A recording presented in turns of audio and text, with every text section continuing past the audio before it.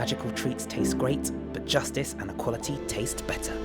To combat hate, all ad revenue from my HB Kitchen will be donated to trans and LGBTQ charities. Thank you for supporting the kitchen and helping make the world a better place. Mischief managed. Hello witches, wizards, and those who have just escaped from Azkaban. Welcome back to my Harry Potter Kitchen, the YouTube series where we're baking our way through the Harry Potter books, creating recipes for each and every item of food and drink that we find inside.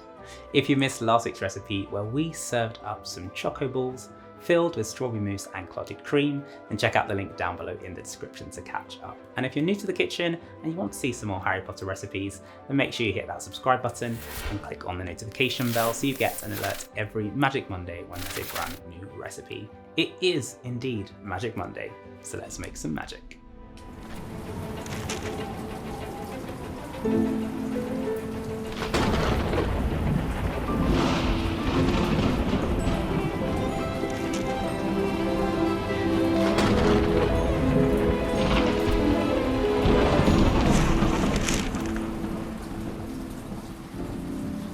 You guessed it, this week's recipe from the Prisoner of Azkaban is also from Chapter 5, The Dementor.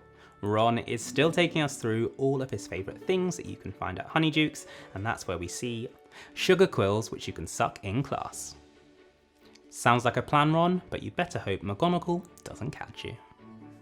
We have another Honeydukes treat for us to tuck into, this time the ever famous Sugar Quills, and these are a pretty cool Wizarding World treat that you can get in the parks or the studio tour as well.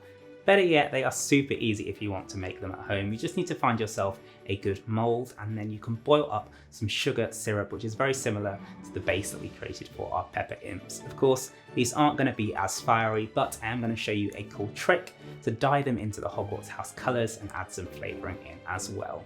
First things first, we do need to prepare that base, so this is what you need to do. To make these easy sugar quills, you want to begin by creating your sugar syrup. So that is going to be sugar, water and liquid glucose that needs to go into a pan on a high heat. Remember our quick trick for the liquid glucose: to make it nice and easy for you to measure that out and pour, pop it into the microwave for a few seconds first. To prevent any sugar crystals from forming, I'm just going to swirl that around and then I'm going to place my sugar thermometer in. We want to bring this up to 310 Fahrenheit again, which is the hard crack stage.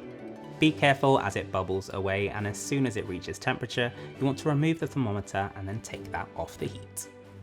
Once you've mastered the art of preparing your sugar base for boiled sweets, you can then play around with lots of different colours and flavours to personalise them to suit your taste.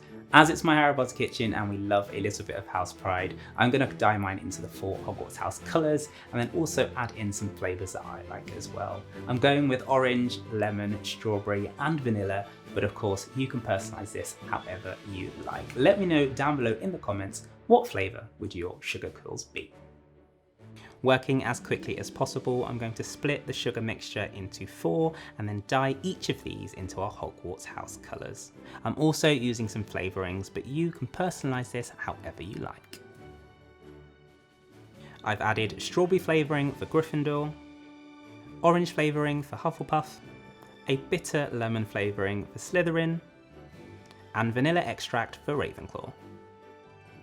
Stir the flavourings and the food colouring gel into each of your mixtures as quickly as you can, and a quick trick here again is if it starts to firm up a little too much, pop that into the microwave for a few seconds just to help warm and ease it back into a stirrable consistency. I managed to find these feather silicone moulds which are perfect for these sugar quills. They're a great length and they've got a good depth as well, which means once these set, they won't be too brittle and will be able to hold these sugar quills or suck on them in class. Pour the sugar syrup into each of your moulds and then we're going to leave that to one side to cool slightly before popping into the fridge. They should set completely within half an hour. Okay, while the sugar quills are setting, you can move on to thinking about what final elements of decoration you'd like to add before you serve them up. For me, a quill needs that finer tip, So I'm going to show you how to make a quick edible paint that will pop onto the end, and then I do love myself some edible glitter, so I'm going to use that to decorate the top of the feathers as well. It's a very simple but effective way to give a little bit more magic to your finished treats, but if you want to do something a little bit more elaborate, you can do that as well. They'll then be ready to eat, so you can either wrap them up and store them or tuck in straight away. Once your sugar quills are completely set, I'm then going to gently remove them from the mould, paying particular attention to the end of the quill, which is very, very thin.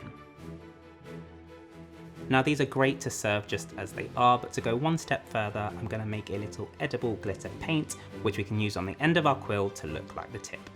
I've made this from some edible glitter and a little bit of vodka. If you don't drink, you can replace that with lemon juice. Use a paintbrush to dab a little onto the end of each of your quills. For the feather at the top, I've then just taken some plain edible glitter and sprayed that along to help our sugar quills glisten. And with that, our Hogwarts House inspired sugar quills are complete.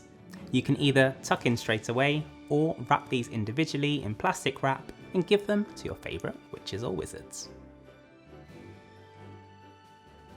So now you don't even need to travel all the way to Honeydukes in order to get your fix of sugar quills. Let me know down below in the comments which colour and flavour would you most like to try. That's all for this week's recipe, but if you want to see more from my Harry Potter kitchen, make sure you hit that subscribe button and click on the notification bell, then you'll get an alert every Magic Monday when there's a brand new recipe for you to enjoy. I'm off to pretend to study with these sugar quills, so I'll see you next week.